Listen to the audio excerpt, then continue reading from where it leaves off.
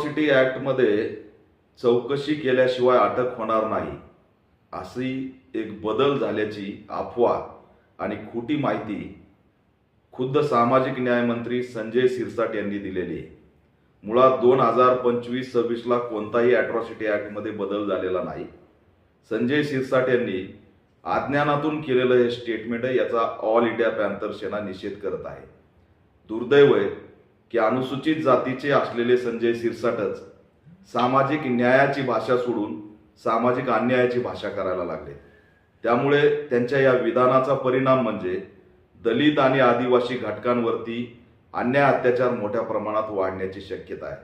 2018ला atrocity ॲक्टमध्ये जो काही बदल झालेला आहे तोच असणारा सांगतोय की तक्रार आल्या आल्या एफ-आय-आर दाखल झाली पाहिजे आणि इमिडिएट आरोपीला अटक झाली पाहिजे। संजय शिरसाट यांनी हा शोध कुठून लावला हा प्रश्न आम्ही त्यांना विचारतोय। त्यांनी अफवा पसरवलेली आहे, मिसगाईड केलेलं आहे, मिस इन्फॉर्मेशन दिलेली आहे आणि याचा परिणाम समाजात झाल्याशिवाय राहणार नाही। म्हणून त्यांना कोणत्याही परिस्थितीत सामाजिक न्याय मंत्री पदावरती बसण्याचा नैतिक अधिकार राहिलेला नाही। तात्काळ त्यांचा राजीनामा राज्य सरकारने घेतला पाहिजे अशी ऑल इंडिया पॅंथर सेना मागणी करत आहे। दुर्दैवाने अन्याय अत्याचार, दलितांच्या भूमिका आणि ॲट्रॉसिटी ॲक्ट याबद्दल संजय शिरसाट यांना कसलीही माहिती नाही।